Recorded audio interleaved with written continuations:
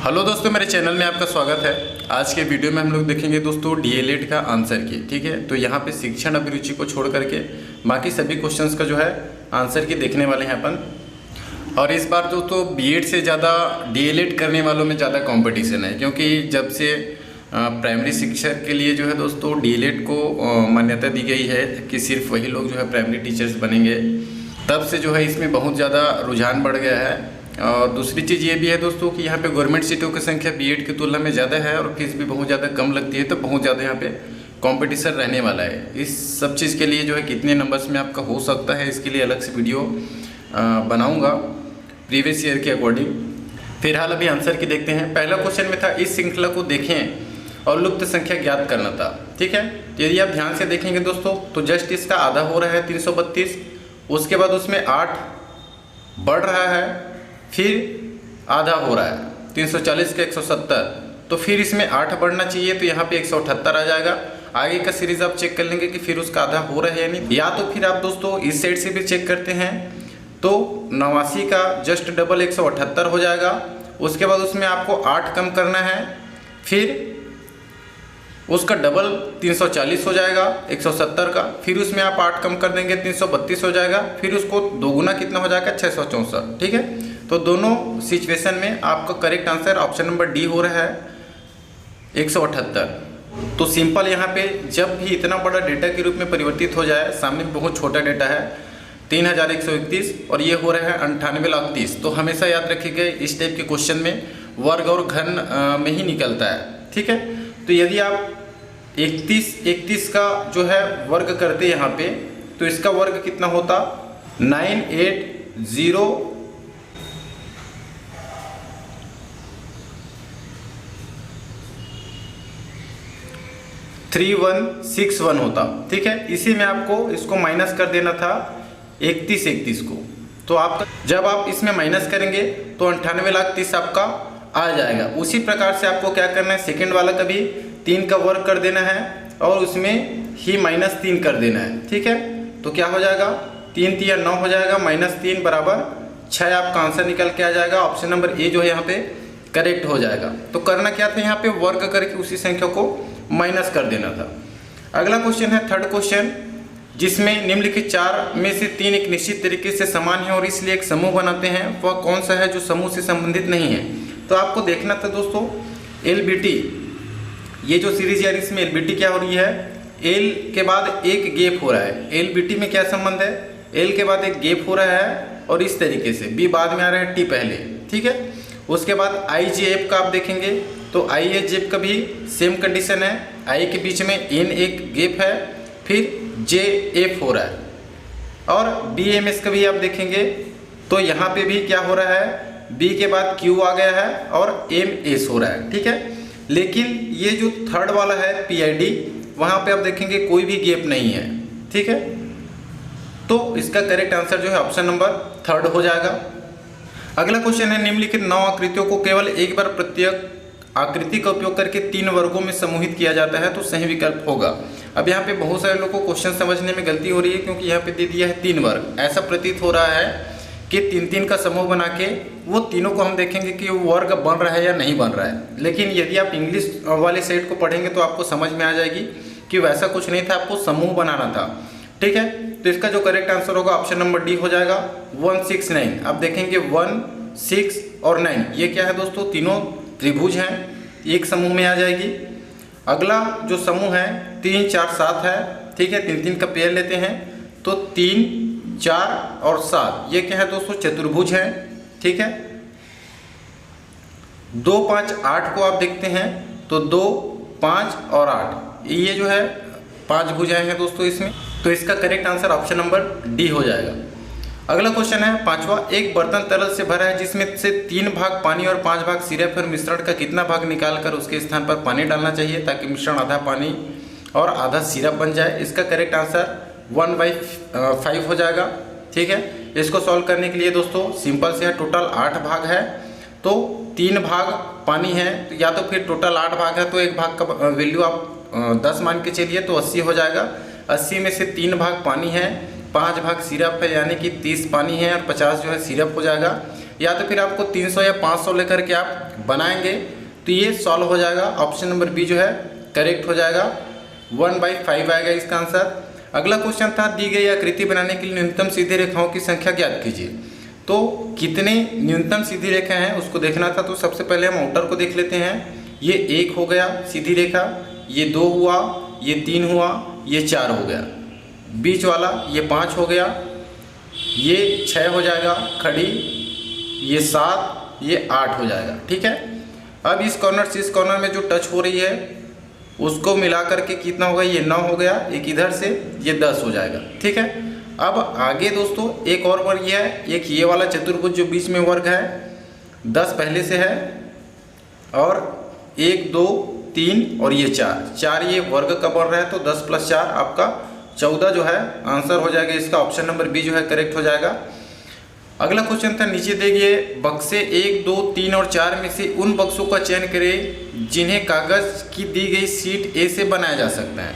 तो पहले तो आप इसको फोल्ड करना था दोस्तों, एक घन बना लेना था और दिए हुए आकृति में आपको मैच करना था कि उसको जो है आगे पीछे कर करके एक इमेजिन करके आप उसको सॉल्व कर सकते थे।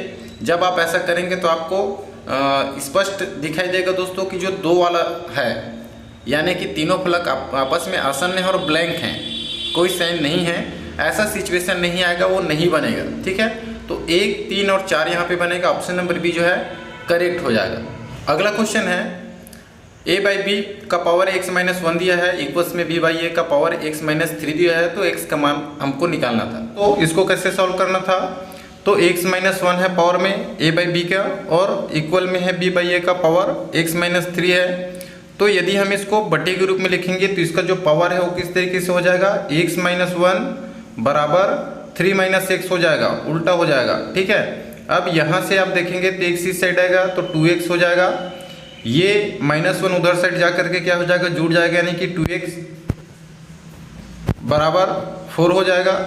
तो x की वैल्यू आप निकाल सकते हैं, 4/2 हो जाएगा। ठीक है, 2 एकम 2 दूनी, आपका करेक्ट आंसर 2 हो जाएगा, ऑप्शन नंबर सी। अगला क्वेश्चन में था दोस्तों यहाँ कृत्रिम भाषा से अनुवादित कुछ शब्द दिए गए हैं। ये दिया हुआ था MLGA यानी कि मालगा अपर का अर्थ है पीच कोबलर, और मालगा पोर्ट का अर्थ है पीच जूस, और मोगा प्रोप का अर्थ है एप्पल जेली। किस शब्द का अर्थ एप्पल जूस हो सकता है? तो एप्पल जूस किस में है आपको देख लेना है। एक तो एप्पल इस वाले में है, जूस इस वाले में है। ठीक है, तो आप ध्यान से देखेंगे तो ये दोनों में कॉमन है, मालगा वाला। तो मालगा का अर्थ क्या निकल के आ जाएगा, यहाँ से पीच निकल के आ जाएगा। दूसरे साइड देखते हैं तो ठीक है, इसका मतलब है कि मालगा का अर्थ हो गया पीच। ठीक है, अपर का अर्थ हो जाएगा कॉबलर, और पोर्ट का अर्थ क्या हो जाएगा इस कोड के अकॉर्डिंग, जूस हो जाएगा। ऑप्शन में देख लीजिए कि पोर्ट का जूस कहाँ पे है, तो आपका 1 और 2 में दिख रहा है। ठीक है, अब आपको एप्पल का देख लेना है दोस्तों। तो जिस तरीके से वहाँ कॉमन ढूंढने थे, इस बार आपको देखना है मोगा प्रोप का अर्थ एप्पल जेली है। ठीक है, तो इसमें जेली का अर्थ क्या हो रहा है, ग्रोप हो रहा है, और एप्पल का अर्थ क्या हो रहा है, मोगा हो रहा है। हमको पूछा गया है एप्पल जूस का, एप्पल का यहाँ पे मोगा होगा, और जूस का पहले देख चुके हैं ऊपर में पोर्ट। ठीक है, तो ऑप्शन नंबर ए जो है इसका करेक्ट आंसर हो जाएगा। अगला क्वेश्चन था नीचे दिए गए चित्र में क्वेश्चन मार्क के स्थान पर कौन सा अक्षर होगा। यदि आप कोडिंग डिकोडिंग पढ़े हैं दोस्तों तो विपरीत अक्षर के बारे में भी पढ़े होंगे। ठीक है, तो आप यदि इसको ध्यान से देखेंगे तो ये जितने भी दिख रहे हैं PY IR CX NM DW GT JQ, ये सारे जो है एक दूसरे के विपरीत अक्षर हैं दोस्तों। विपरीत अक्षर ऐसे भी फाइंड आउट कर सकते हैं कि उनके आपस में योग करने पर हमेशा 27 आता है। जैसे यहाँ पे B का 2 होता है, 2 में क्या जोड़े कि वो 27 हो जाएगा। तो Y का कितना होता है, 25 होता है, दोनों को जोड़ेंगे तो 27 हो जाएगा। उसी प्रकार IR का जब हम देखते हैं तो I का 9 होता है और R का 18 होता है, इसको भी जोड़ेंगे 27 हो जाएगा। सभी का आपस में योग 27 हो रहा है, यानी कि विपरीत अक्षर है। तो L का कितना होता है, कोड जो है 12 होता है। ठीक है, तो 12 में कितना जोड़ेंगे कि वो 27 हो जाए, 15 जोड़ेंगे और 15 किसका होता है, ओ का होता है, ठीक है। या विपरीत डायरेक्ट आप पता लग पाएगा कि विपरीत अक्षर कौन किसका होता है, आपको पता होगा तो भी आप आसानी से निकाल सकते हैं। इसका आंसर ऑप्शन नंबर डी हो जाएगा। अगला क्वेश्चन में था श्रृंखला में लुप्त संख्या ज्ञात करना था। ये इस टाइप के सीरीज में बनेगा दोस्तों। 18 है, क्वेश्चन मार्क दिया है, 100 है, 180 है, 294 है, 448 है। ये इस पैटर्न में बनेगा। आपको करना था 2 की घात 3 माइनस 2 की घात 2, यानी कि 2 का घन और 2 का वर्ग दोनों का आपस में माइनस करना था। 2 का 3 करेंगे तो क्या हो जाएगा, 2 दूनी 4 और 4 दूनी 8, यानी कि 8 हो जाएगा। और माइनस 4 कर देंगे 2 का वर्ग तो कितना हो जाएगा, आपका पहला वाला सीरीज 4 आ रहा है। उसी प्रकार से 18 को निकालने के लिए 3 का घन माइनस 3 का वर्ग करना था तो क्या हो जाएगा, 3 तिया 9, 9 तिया 27, ठीक है, माइनस आपका क्या हो जाएगा, 9 हो जाएगा। तो कितना आ जाएगा आपका 18 आ जाएगा। फिर अगला वाले सीरीज में आप क्या करेंगे, 4 का घन करेंगे माइनस 4 का वर्ग कर देंगे, 4 चौक 16, 16 चौक 64 हो जाएगा, माइनस 4 चौक 16 बराबर आपका क्या निकल के आ जाएगा, 48। ऑप्शन नंबर ए जो है करेक्ट हो जाएगा। ये सीरीज आगे भी आप चेक कर सकते हैं, आगे के लिए निकालेंगे 100 के लिए तो 5 का क्यूब करेंगे तो 5 पंच 25, 25 पंच 125 हो जाएगा, ठीक है, माइनस 5 का वर्ग करेंगे यानी 25 बराबर क्या हो जाएगा, 100 हो जाएगा। उसी प्रकार से आगे बढ़ते चला जाएगा, ठीक है। तो इसका जो करेक्ट आंसर होगा वो ऑप्शन नंबर ए 48 होगा। अगला क्वेश्चन है, एक निश्चित कूट भाषा में पीट ना सोम का अर्थ है ब्रिंग मी वाटर, ना जो टोड का अर्थ है वाटर इज लाइफ, टूब ओड पीट का अर्थ है गिव मी टॉय, जो लिन कोट का अर्थ है लाइफ एंड डेथ। निम्नलिखित में से कौन उस भाषा में इसको दर्शाता है। तो सबसे पहले देख लेते हैं किस में है, सेकंड वाले में है, ठीक है, वाटर इज लाइफ। तो इसका फाइंड आउट करने के लिए सबसे पहले हमको वाटर और लाइफ को कॉमन देखने हैं, बाकी में और, ठीक है। तो किस में कॉमन है, एक यहाँ पे वाटर है फर्स्ट वाले में और सेकंड वाले में है वाटर। इधर साइड आपको वाटर कॉमन दिखाई दे रहा है, ठीक है। तो आपका लेफ्ट साइड में इन दोनों में जो कॉमन दिखाई दे रहा है वो ना दिखाई दे रहा है, यानी कि ए ने बराबर क्या हो जाएगा, आपका वाटर हो जाएगा। तो हमने क्या किया, एलिमिनेट कर लिया एक। अब अपन इसका निकालने के लिए लाइफ का देख लेते हैं और कहीं पे, तो लाइफ आपको थर्ड वाले में दिखाई दे रहा है। इस बार आपको कंपैरिजन किससे करना है, सेकेंड और फोर्थ वाले में, ठीक है। देखिए लाइफ यहाँ पे कॉमन है, ठीक है। तो आपका इस साइड कौन सा कॉमन दिखाई दे रहा है, जो कॉमन दे रहा है जे ओ, ठीक है। यानी कि ये किसका कोड है, जो का कोड क्या हो जाएगा, लाइफ हो जाएगा। अब जो बच गई है ना जो टोड में, तो उसमें से ना और जो का आपने निकाल लिया है, यानी कि टोड ही क्या है, इसका कोड हो जाएगा, ठीक है। ऑप्शन नंबर सी इसका करेक्ट आंसर होगा। अगला क्वेश्चन है, प्रत्येक 3 वर्ष के अंतराल पर पैदा हुए 5 बच्चों की आयु का योग 50 वर्ष है, सबसे छोटे बच्चे की उम्र क्या है। इसको देखो दोस्तों, बनाने के कई तरीके हैं, ठीक है, लेकिन एक सिंपल तरीका भी है। जैसे अपन एवरेज निकालते हैं औसत, क्रमागत संख्याओं का औसत, उसी प्रकार से, क्योंकि हमको ये पता है कि जब हम औसत निकालेंगे 5 बच्चों की आयु दी हुई है तो बीच वाला निकल जाता है, हमेशा औसत जो है बीच वाले बच्चे की ही आयु निकलेगी। तो आपको औसत निकालना है, योग दिया हुआ है 50। सबसे पहले कई तरीके हैं, आप इस तरीके से भी सॉल्व कर सकते हैं। 5 बच्चे हैं तो औसत कितना हो जाएगा, 10। अब ये जो 10 आया है दोस्तों वो क्या है, बीच वाले बच्चे की है, ठीक है। अब बोला है क्वेश्चन में प्रत्येक 3 वर्ष के अंतराल पर पैदा हुए, तो जब बीच वाला जो है उनको 10 साल चल रहा है तो 3 वर्ष के अंतराल में पैदा हुए, यानी कि इससे पहले जो बच्चा पैदा हुआ वो 7 वर्ष का है, इससे पहले पैदा होगा वो फिर 3 वर्ष के अंतराल में 4, और इधर साइड 2 बच्चे हैं, चूँकि ये बीच वाला है, औसत निकाला है हमने, तो इधर साइड 3 का अंतराल करेंगे तो एक 13 वर्ष का होगा, और आगे जो है फिर 3 साल का जो है अंतराल करेंगे तो सबसे बड़ा जो लड़का है वो 16 वर्ष का हो जाएगा। इस तरीके से आप इसको सॉल्व कर सकते हैं। अब यहाँ पे पूछा था सबसे छोटे बच्चे की आयु क्या होगी, तो 4। सबसे छोटे बच्चे की आयु क्या हो जाएगी, 4 वर्ष। ऑप्शन नंबर ए करेक्ट हो जाएगा। और चेक करने के लिए आप इन सभी को टोटल करके देख सकते हैं, इनका योग 50 ही आएगा, ठीक है। तो ऑप्शन नंबर ए इसका करेक्ट आंसर हो जाएगा। अगला क्वेश्चन है, यदि गुणा का अर्थ जोड़ना है, भाग का अर्थ घटाना है तो रिप्लेस करना था साइन को इसमें, तो सॉल्व करते हैं। 20 दिया हुआ है, गुणा का अर्थ क्या दिया हुआ है, जोड़ना है, यानी कि 20 प्लस क्या हो जाएगा, 8 हो जाएगा। भाग का अर्थ घटाना है, यानी कि 8 हो जाएगा, ठीक है, -8।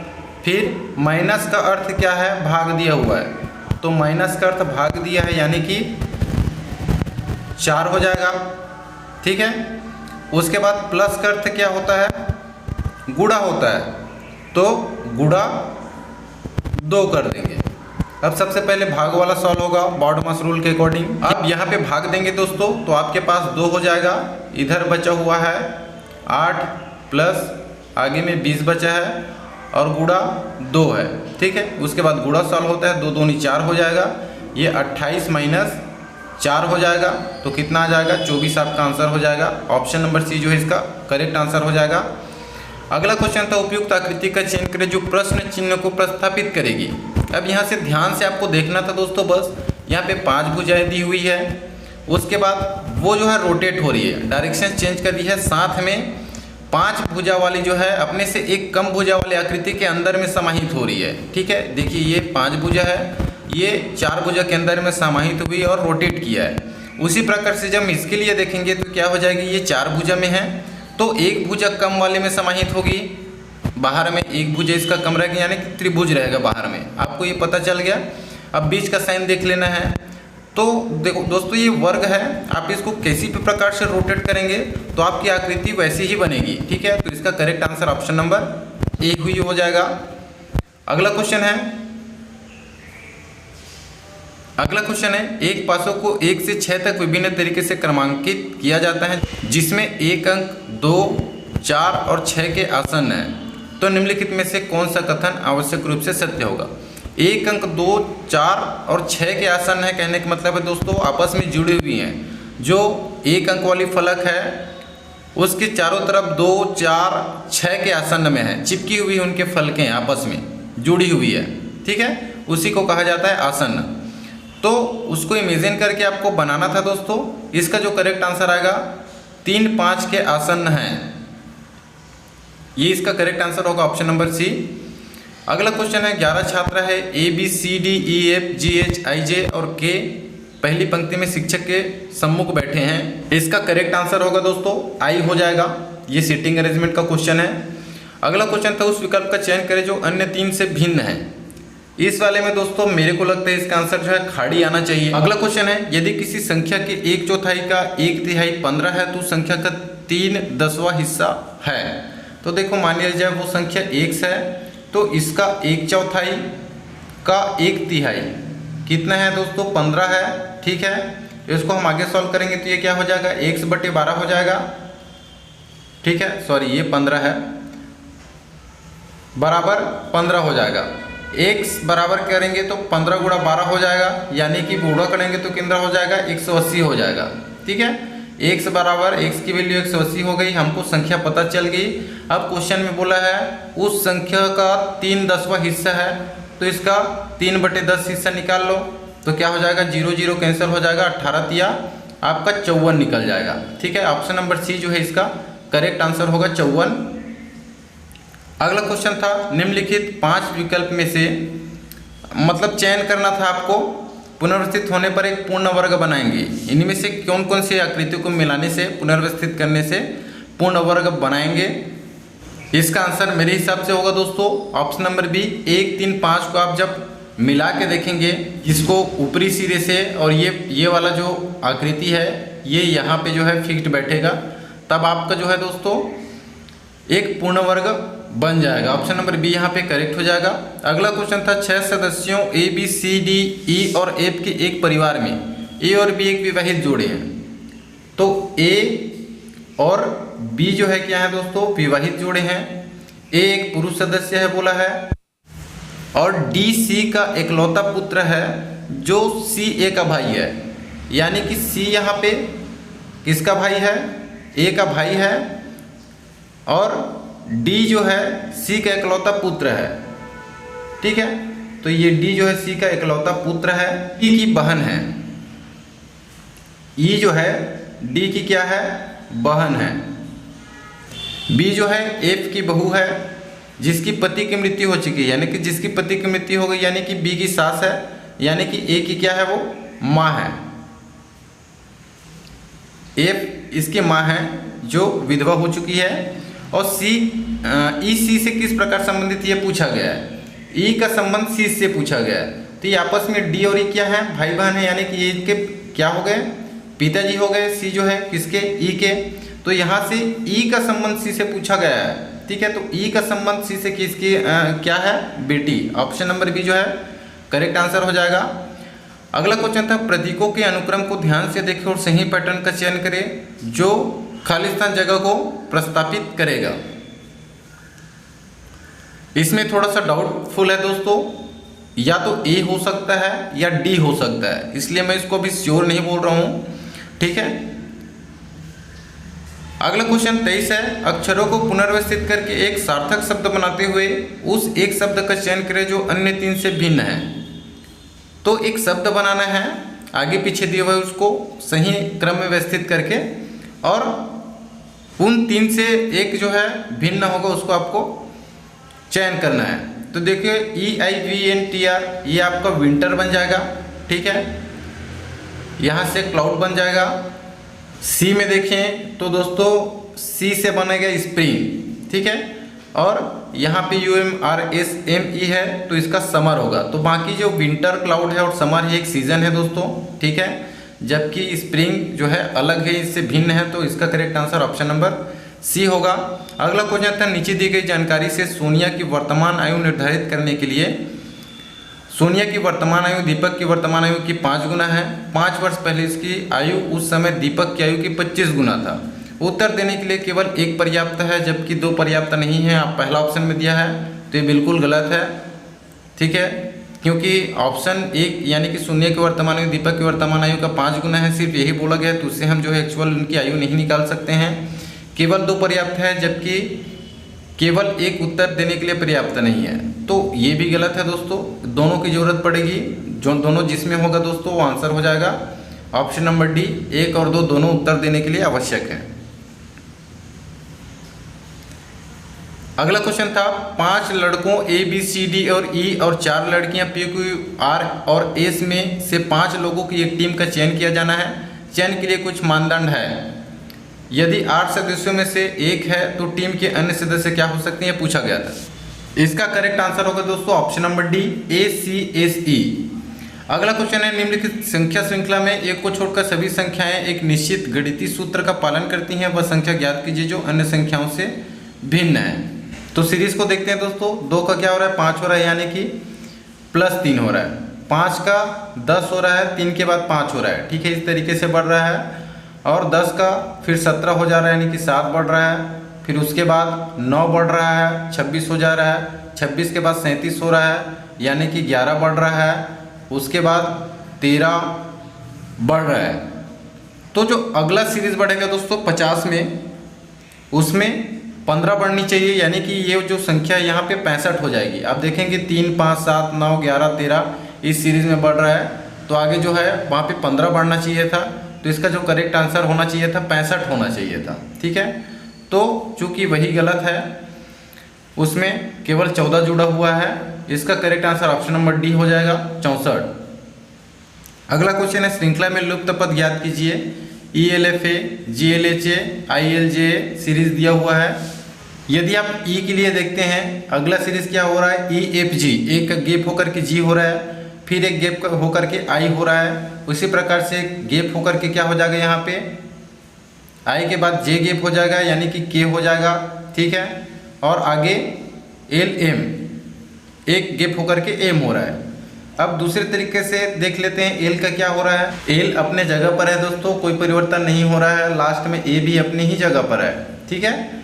अब ये जो तीसरे अक्षर लेटर है उसको हम लोग देख लेते हैं। F का क्या हो जा रहा है, H हो जा रहा है, यानी कि 1 के बाद फिर से H हो रहा है। फिर एक गैप के बाद I छोड़ करके J हो रहा है, और J के बाद अगला जो है क्या होना चाहिए, 1 छोड़ करके L होना चाहिए, K को छोड़ के L हो जाएगा। आगे सीरीज में वो जो है MN हो जा रहा है, M को गैप करके N हो जा रहा है, ठीक है। तो यहाँ पे एक L आएगा, तो KLLA ये आपका आंसर होगा ऑप्शन नंबर बी। अगला क्वेश्चन था, दिए गए चित्र में त्रिभुजों की संख्या ज्ञात कीजिए। इसका जो करेक्ट आंसर है ऑप्शन नंबर सी होना चाहिए 36। इसको सॉल्व करने के लिए दोस्तों आप इसको एक साथ कैलकुलेट करेंगे तो बहुत ज़्यादा डिफिकल्ट हो सकता है, ठीक है। या तो आप पहले इस आधे में कितने त्रिभुज हैं उसको काउंट कर लीजिए, उसको डबल कर दीजिए और उन दोनों को जोड़ने से फिर से कितने ट्रायंगल बन रहे हैं किनारे में उसको एक बार चेक कर लीजिएगा। आप ऐसे कर सकते हैं, या तो फिर और छोटा करना है तो पहले इतना का काउंट कर लीजिए, इधर जस्ट डबल हो जाएगा, ये भी डबल यानी कि 4 गुना हो जाएगा, जस्ट सेम ही होगा। बस उसके जोड़ने से कितनी आकृतियां बन रही हैं उसको काउंट करेंगे, आपका आंसर आ जाएगा। लेकिन यहाँ पे दोस्तों कुछ लोगों का मानना है कि इसमें और भी त्रिभुज हैं, ठीक है, 40 हो सकता है ऐसा। मेरा ही एक दोस्त बोल रहा था, कल डिस्कशन चल रहा था तो फिलहाल मेरे को तो 36 होगा इतना ही लग रहा है। अगला क्वेश्चन है 29, ये छिपी हुई आकृति पहचानना था, तो ये तो बहुत ही आसान है, ऑप्शन नंबर डी। पता चल ही जा रहा है देख के कि इसमें जो है सन्निहित है वो आकृति। अगला क्वेश्चन था, नीचे दिए गए चित्र में दिए गए टुकड़ों को जोड़कर कौन सी सही आकृति बनाई जा सकती है। तो इसका जो करेक्ट आंसर होगा दोस्तों ऑप्शन नंबर सी हो रहा है। साथ में सेकेंड वाले ऑप्शन में यदि देखेंगे तो भी कुछ न कुछ आपको डिफरेंस इन आकृतियों को देखने में, अरेंज करने में लग ही रहा है, ठीक है। ऑप्शन नंबर सी जो है इसका सही आंसर होगा। अगला क्वेश्चन आप सामान्य ज्ञान से क्वेश्चन था दोस्तों, ये सीट डी क्या है आप अपने अकॉर्डिंग चेक कीजिएगा। सामान्य ज्ञान में क्वेश्चन था, एनईपी 2020 के अनुसार छात्रों को माध्यमिक स्तर पर अध्ययन के लिए विषय पाठ्यक्रम के विकल्पों में अधिक लचीलापन दिया जाएगा। नीचे दिए गए विकल्पों में से सही विकल्प चुनना था। इसका जो सही आंसर होगा दोस्तों वो हो जाएगा ऑप्शन नंबर सी, 1, 2 और 3 सही कथन है। अगला क्वेश्चन था, शिशु मृत्यु दर IMR उस विशेष वर्ष में पैदा हुए 100 जीवित बच्चों के अनुपात के रूप में खालिस्तान वर्ष की आयु से पहले मरने वाले बच्चों की संख्या को इंगित करता है। इसका करेक्ट आंसर 1 वर्ष होगा दोस्तों, लेकिन ये 100 जीवित नहीं बल्कि 1000 जीवित बच्चों के अनुपात के रूप में कैलकुलेट किया जाता है। तो इसका आंसर 1 वर्ष होगा, लेकिन यहाँ पे क्वेश्चन में ही थोड़ा सा मेरे को लग रहा है कि थोड़ा सा गलती हुआ है कि 1000 जीवित बच्चों के अनुपात के रूप में वहाँ पे जो शिशु मृत्यु दर है उसका आकलन किया जाता है, जिसको 100 लिख दिया गया है, जिसका आंसर ए होगा 1 वर्ष। अगला क्वेश्चन है, इसरो का मुख्यालय स्थित है, तो इसरो का मुख्यालय कहाँ है, बेंगलोर में है। 34वां क्वेश्चन था, ब्रिटिश शासनकाल में निम्नलिखित स्थान में रैयतवाड़ी भूमि बंदोबस्त लागू किया गया था। तो ये मुंबई में, मद्रास में और असम में किया गया था, ठीक है। ऑप्शन नंबर बी जो है यहाँ पे करेक्ट हो जाएगा। अगला क्वेश्चन है, सबसे लंबा राष्ट्रीय राजमार्ग है, तो इसका करेक्ट आंसर होगा इनमें से कोई नहीं, क्योंकि सबसे लंबा राष्ट्रीय राजमार्ग कौन सा है, राष्ट्रीय राजमार्ग 44 है, जो कि 3745 किलोमीटर है। और कहाँ से कहाँ है ये, श्रीनगर से कन्याकुमारी तक, जो कि ऑप्शन में है नहीं। अगला क्वेश्चन है, रामप्रसाद बिस्मिल को किस षड्यंत्र केस में मृत्युदंड दिया गया था। तो काकोरी षड्यंत्र केस में उसको मृत्युदंड दिया गया था 19 दिसंबर 1927 को। अगला क्वेश्चन है, निम्नलिखित में से किसकी घोषणा सरकार द्वारा किसी फसल के समर्थन में की जाती है। तो एमएसपी की जाती है, मिनिमम सपोर्ट प्राइस, जिसको हिंदी में न्यूनतम समर्थन मूल्य कहते हैं। अगला क्वेश्चन है, संसद के प्रत्येक सदन की कुल सदस्य संख्या का बहुमत और उपस्थित व मतदान करने वाले सदस्यों के 2/3 बहुमत के संदर्भ में क्या सुमिलित है। तो इसका करेक्ट आंसर होगा ऑप्शन नंबर डी, 1, 2 और 4, ठीक है। राष्ट्रपति के विरुद्ध महाभियोग, सर्वोच्च न्यायालय के न्यायाधीशों के विरुद्ध पदच्युति प्रस्ताव और संविधान संशोधन।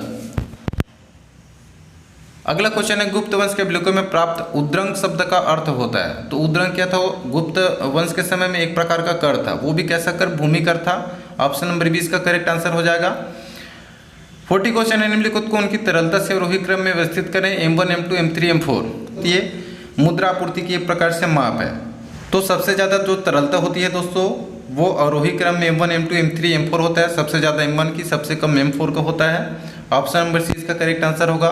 अगला क्वेश्चन है, इनमें से कौन से कारक मानव स्वास्थ्य को प्रभावित करते हैं। तो संक्रमण, जीवन शैली और अनुवांशिक विकार जो है करती हैं, यानी कि 1, 3, 4 इसका करेक्ट आंसर हो जाएगा। मौन उत्परिवर्तन, साइलेंट म्यूटेशन जो है नहीं करता है, ठीक है। अगला क्वेश्चन है, निम्नलिखित में से कौन RMA से राष्ट्रीय माध्यमिक शिक्षा अभियान के मुख्य उद्देश्य हैं। इसका सही आंसर होना चाहिए दोस्तों 1, 2, 3 और 4, ठीक है। अगला क्वेश्चन है, जैन धर्म की मान्यता के अनुसार निम्नलिखित तीर्थंकरों को उनके क्रम को सुमिलित कीजिए। सुमिलित करना था, यदि आपको पता होगी तो महावीर सबसे अंतिम में थे, 24वें तीर्थंकर थे, पार्श्वनाथ 23वें थे। इन दोनों के बेसिस पे ही आप निकाल सकते थे। ऑप्शन नंबर ए इसका करेक्ट आंसर हो जाएगा।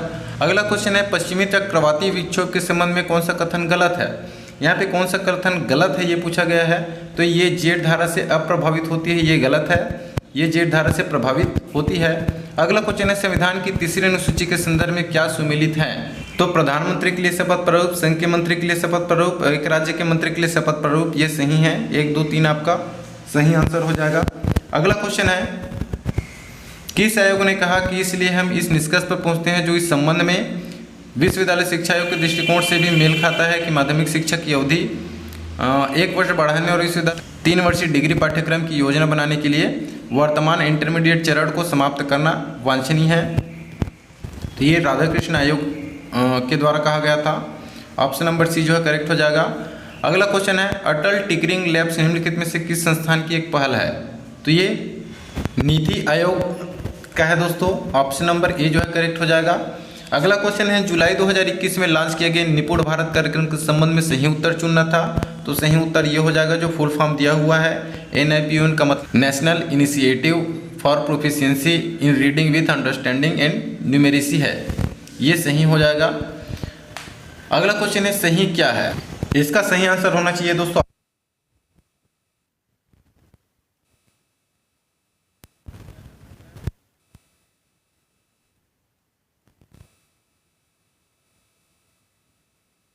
अब हिंदी के पार्ट देख लेते हैं दोस्तों। 10 क्वेश्चन दिया हुआ था।